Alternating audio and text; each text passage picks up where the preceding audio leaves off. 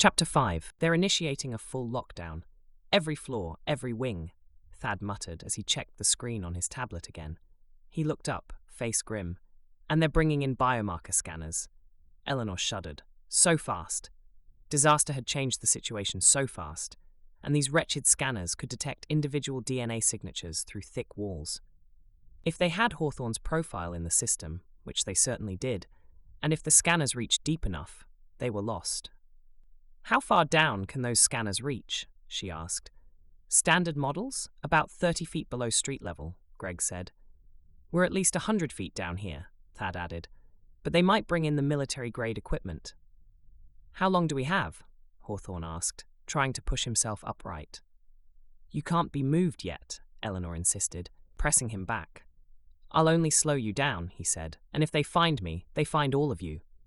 "No one's leaving you behind," she said firmly. "We just need to get you deeper." "There is a lower level," Thad said. "The old subway tunnels, another 50 feet down. Military scanners can't penetrate that far, not with all the concrete and metal between." Greg nodded.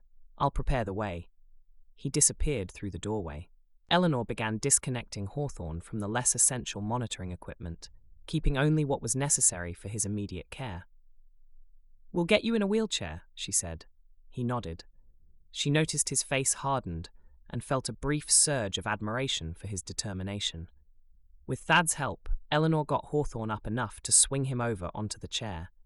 The IV pole came with them, rattling over the uneven floor. They moved slowly through the underground complex. Eleanor noticed how people stepped aside, watching as the trio passed. Word had clearly spread about who their special patient was. Greg reappeared with a makeshift stretcher.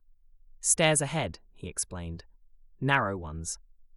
They carefully transferred Hawthorne onto the stretcher.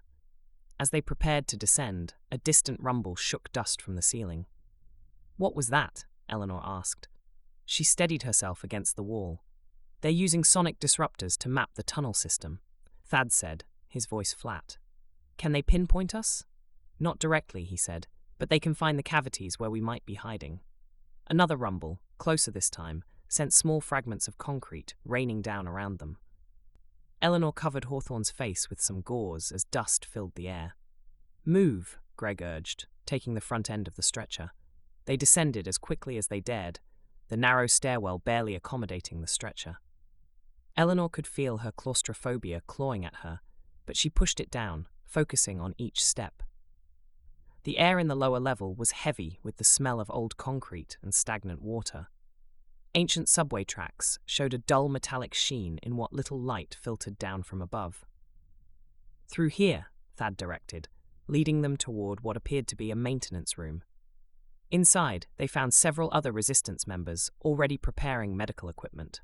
They helped transfer Hawthorne to a proper hospital bed. "How are you holding up?" Eleanor asked him as she reconnected his various lifelines. "I've been better," he admitted. "But I've been worse too." He gazed at her. "What you've built down here, it's remarkable." As she was about to answer, a deafening crack echoed through the tunnels. The lights flickered, then went out completely. Thankfully, emergency lanterns automatically activated, casting long shadows across the space. "They've found the upper entrance," Greg said from the doorway. Thad rushed to a communications panel on the wall. "Evacuate levels 1 and 2, he ordered. "Initiate protocol echo." "How could they have found us so quickly?" Eleanor asked. As she watched her patient, she saw him flinch, and his expression suddenly change. He tried to speak, but coughed as he gasped for air. "Oh no," he said, horror clear in his voice. "They didn't find us. They followed me. Me! I am so sorry." Eleanor could clearly see and hear the anguish that afflicted him now. The floor beneath them trembled as another explosion rocked the tunnel system. "I am so sorry," Hawthorne said. "It's me. It's my fault." His voice was a whisper now. With trembling fingers, he reached up to his collar. He pulled aside the hospital gown to reveal a small, almost invisible scar at the base of his neck. "Subcutaneous tracker. Standard procedure for all high-ranking officials. It's been so long. I forgot it was there. I am so sorry." He was obviously suffering for being the one to betray them. Eleanor's impulse was to comfort him. He hadn't done it on purpose. But as she moved towards him, he suddenly twisted around, grabbed the knife from Thad's belt and thrust it in his own throat. Eleanor froze and could only watch, stunned, as he dropped the knife and fumbled around in his own bloody flesh. He found what he was looking for. The tracker. Eleanor realized, wrenched it out and held it out to Greg, shouting, "Run, lad, run!" His hand fell limply to his side, and he slumped back as blood continued to pump out of him. Eleanor's heart sank as she processed what had just happened. As the enormity of the situation settled in, the noise of chaos outside faded. "It was my fault," Hawthorne rasped. "I led them here." Goodness, somehow he was still conscious. Eleanor shook her head. "No, it wasn't your fault. It wasn't deliberate." She snatched up a roll of bandage from the bag of supplies they'd brought with them and applied pressure to the wound, determined to stop the bleeding. She was not prepared to lose him now. "Stay with me, General. You need to keep talking." Hawthorne's breaths came in shallow bursts. Eleanor tried to stop herself, imagining his face growing paler as the blood literally drained out of him. He would be fine. Oh, yes, he would. He was tough. "They'll follow Greg." The General's eyes fluttered. "They'll follow the signal." "That was quick thinking and much appreciated that you tried to protect us," she said. Thad rushed to her side with a proper medical kit he'd conjured from somewhere. "We need to move. All of us. Greg's buying us time, but we can't waste it." "He's lost too much blood," Eleanor said, her fingers sticky with it as she worked to pack the wound. "Moving him now could kill him." "Staying will kill us all," Thad countered. Another explosion rocked the tunnels, closer this time. Dust rained down from the ceiling, coating them in a fine grey powder. The emergency lights flickered worryingly. Eleanor looked down at Hawthorne, whose eyes had fixed on hers with surprising clarity. "Save yourselves," he managed. "We didn't come this far to lose you now," she said. She turned to Thad. "Get me a trauma kit, blood expanders, anything you have. 2 minutes. That's all I need." Thad hesitated for just a second before abruptly nodding and darting away. Eleanor worked frantically, her years of training taking over. She'd performed emergency procedures before, but never like this, never underground with explosions shaking the walls around her. She applied a clotting agent to the wound, slowing the bleeding enough to get a better look. "You're lucky," she told Hawthorne. "You missed the carotid by millimeters. Probably didn't want to die after all." A ghost of a smile drifted across his grey-tinged lips. "Probably didn't want to." Thad returned with supplies, including several units of synthetic blood expander. "This is all we have," he said, dropping them beside Eleanor. "We stockpile real blood, but it's in the main medical bay, which is currently being overrun." Eleanor nodded, setting up the IV. "This will have to do. It's not ideal, but it should keep him stable enough to move him. We need a stretcher." "Already handled," Thad said, motioning toward 2 resistance members who approached with a makeshift stretcher fashioned from what looked like an old door reinforced with metal supports. Carefully, they transferred Hawthorne to the stretcher, securing the IV bag to a pole attached to one end. Eleanor kept her hand near his arm, partly to feel his pulse when she could, and partly to keep in physical touch with him so he knew she was there and hadn't left him. "Where are we going?" she asked as they began to move. "Deeper," Thad answered. "There's an old maintenance tunnel that connects to the sewers. It'll take us outside the city perimeter if we can make it that far." The group moved swiftly through increasingly narrow passages. The further they went, the rougher the terrain became. Old subway tunnels gave way to maintenance corridors, then to crudely dug passages that looked as though they'd been excavated by hand. Eleanor's claustrophobia clawed at her with every step. The walls seemed to press in, and the air grew thicker, harder to breathe. She focused on Hawthorne's face, on the rhythm of his pulse beneath her fingers, anything to distract herself from the constricting space around them. "How much farther?" she asked, only just managing to squeeze her voice out of her throat. "About a quarter of a mile," Thad replied. "The worst part is coming up. There's a section where the ceiling collapsed years ago. We have to crawl through." Eleanor felt her chest constrict at the thought. "Hawthorne can't crawl. He's barely conscious." "We'll drag the stretcher through," Thad assured her. "We've done it before with injured people. It's not elegant, but it works." The sounds of pursuit had faded, but occasional rumbles still shook the tunnels. "Do you think Greg got away?" she asked. "Greg knows what he's doing. He'll lead them on a chase across the city before ditching that tracker somewhere they'll waste time searching. If they catch him, they won't, Thad said with a finality Eleanor wasn't prepared to question. They reached the collapsed section, a jagged hole in the wall barely 3 feet high by 3 feet wide. Eleanor stared at it, her heart rate accelerating. The thought of squeezing through that space made her dizzy. "You go first," Thad said. "We'll get Hawthorne's stretcher through after you." Eleanor nodded stiffly, unable to speak. She handed the IV bag to one of the others and approached the opening. Sweat beaded on her forehead despite the cool air. "It's only about 15 feet long," Thad assured her. "Just keep moving forward. There's a larger chamber on the other side." Eleanor dropped to her hands and knees, taking one last deep breath before plunging into the darkness. The walls immediately seemed to press in on all sides. She could feel the rough texture of broken concrete against her shoulders, scraping against her as she crawled. Her breath came in short gasps, insufficient to fill her lungs. "Don't panic," she told herself.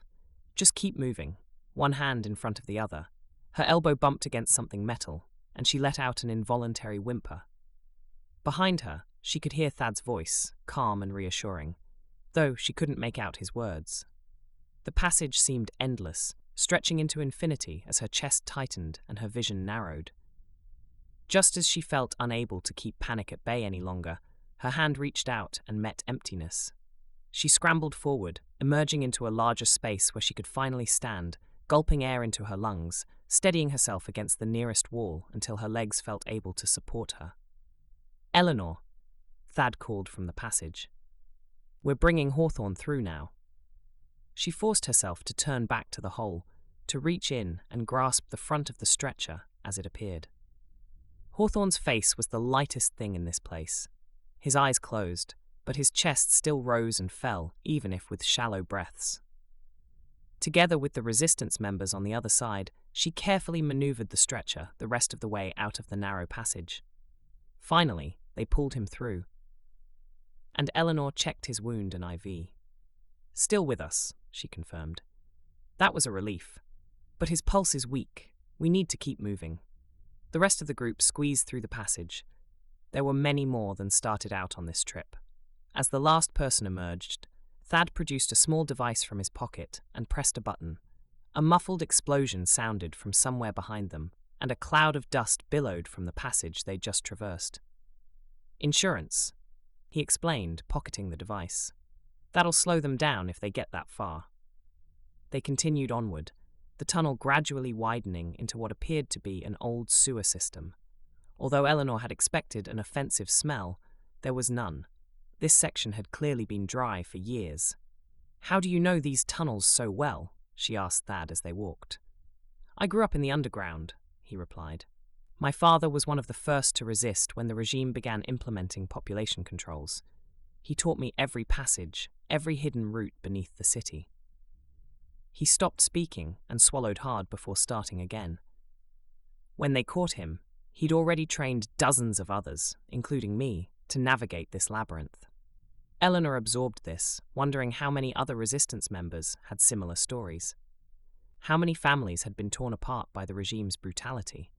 A groan from Hawthorne drew her attention back to him. His eyes were open, though unfocused.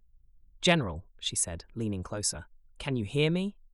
"Eleanor," he murmured, his voice barely audible. "The Genesis Protocol. You need to know."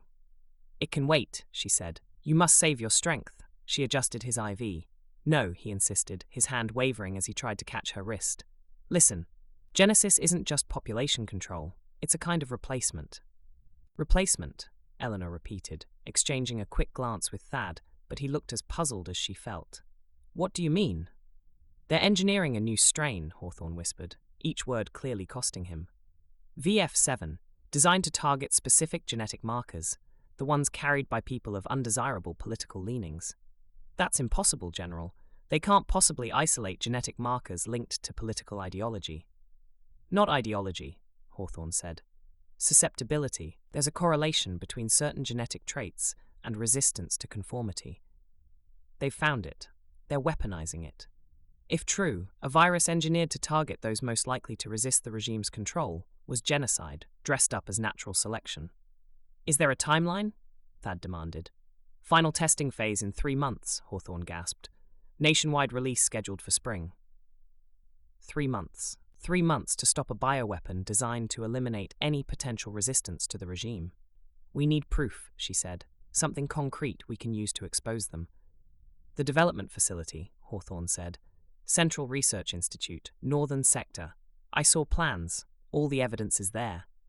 His eyes drifted closed again, despite his struggles to keep them open. Eleanor checked his pulse, relieved to find it steady, if weak. It was so unlikely. Eleanor kept to herself the worry that he had an infection that was making him very confused. She couldn't deal with it here, anyway. We need to get him somewhere safe, she said. Somewhere we can properly treat him. We'll head for the old hospital, Thad said. It's abandoned, but some of our people have been stockpiling supplies there. It's about 2 miles from here, near the old industrial zone. Eleanor nodded. And then? Then we contact the network, Thad said. All of it, every cell, every isolated resistance group across the country. If what Hawthorne says is true, we don't have the luxury of working independently anymore. As they continued through the tunnels, Eleanor found herself replaying Hawthorne's words in her mind. A virus engineered to target genetic susceptibility to resistance. It seemed too horrific to be real. Could it really be real? She'd already seen the depths to which the regime would sink with Black End, so it could be real. If it was possible. After what felt like hours of traversing increasingly dank tunnels, they reached a rusted ladder leading upward. This comes up in the basement of an old warehouse, Thad explained. From there, it's about half a mile to the hospital. We'll need to move quickly and stay out of sight. Eleanor nodded, glancing at Hawthorne. He's stable for now, but I don't like how shallow his breathing has become. We'll go first to secure the path, Thad said, gesturing to 2 of the resistance members. You follow with the general when I signal. Thad and the others ascended the ladder, disappearing through a hatch at the top. Eleanor waited with Hawthorne and the remaining resistance members, the silence broken only by the distant drip of water and Hawthorne's laboured breathing. Finally, a low whistle came from above. One of the resistance members nodded to Eleanor. That's the all clear. Getting Hawthorne up the ladder was a painstaking process. They had fashioned a harness from their limited supplies and essentially had to hoist him up, with Eleanor keeping as close to him as possible to monitor his condition. By the time they reached the top, she was trembling with exhaustion. The warehouse was cavernous and empty. Pale light filtered through grimy windows high in the walls. It smelled of rust and unidentifiable decay.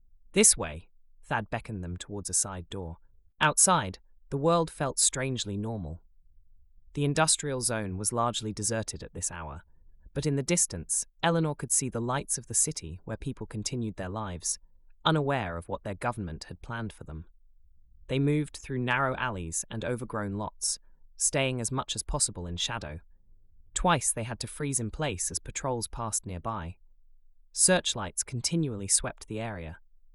The old hospital loomed ahead, a hulking structure of crumbling brick and broken windows. It had been decommissioned a decade ago when the regime consolidated healthcare into centralized facilities that were easier to monitor and control. It doesn't look very secure, Eleanor whispered as they approached. That's intentional, Thad replied. The exterior is meant to deter casual exploration. Inside, it's different. They entered through what had once been an emergency bay, the doors long since removed. Further inside, beyond more derelict spaces, Eleanor found clean hallways and rooms that had been carefully restored to functionality. Solar-powered lights illuminated their path, and she could see evidence of recent occupation, fresh supplies, functioning equipment, a water purification system. We've been preparing this place for years, Thad explained. They brought Hawthorne to a surgical suite, stocked with an impressive array of medical equipment. Eleanor immediately set to work, connecting him to monitors and replacing the makeshift dressings on his neck wound. His blood pressure is low, but stabilizing, she reported. The synthetic expander did its job, but he'll need real blood soon. We have some stored, Thad said, opening a small refrigeration unit. Not much, but enough to help. What's his type? AB negative, rare. We have 2 units, Thad confirmed. Will that be enough? It'll have to be, she replied, taking the blood bags. After that, we'll have to rely on his own recovery capacity. As she worked to stabilize Hawthorne, Eleanor was acutely aware of the activity around her. Resistance members came and went, speaking in hushed tones, relaying information. She caught snippets of conversation, reports of increased security throughout the city, mentions of other cells being contacted, discussions of supplies and safe houses. Any word from Greg? She asked when Thad approached again. Nothing direct, he admitted, but there are reports of a massive search operation in the Eastern District. That's where he was heading with the tracker. So he made it out. Probably. Greg is very resourceful. Hours passed as Eleanor monitored Hawthorne, administering antibiotics, watching for signs of infection or renewed bleeding. Eventually, his vital signs improved enough that she felt comfortable stepping away briefly. She found Thad in what appeared to have once been a doctor's lounge, now converted into a communications center. Maps covered the walls, marked with symbols she didn't recognize, and several people worked at stations equipped with high-tech-looking equipment. "How is he?" Thad asked when he saw her. "Stable," she replied. "The blood transfusion helped. I think he'll pull through, assuming we can prevent infection." "Good. We need him. And not just for his testimony." "What's happening out there?" Eleanor asked, gesturing toward the communications equipment. "The regime is in damage control mode. They're claiming there was a terrorist attack on the hospital, blaming it on anti-science extremists opposing their healthcare policies." Eleanor scoffed.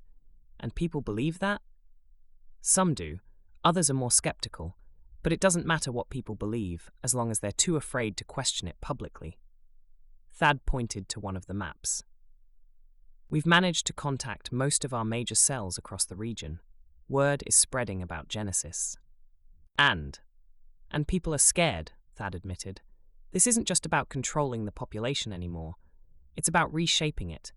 It's about a hard-to-fight virus. We'll be stepping up nasal spray production immediately." Eleanor stared at the map, at the cities and towns marked with resistance cells.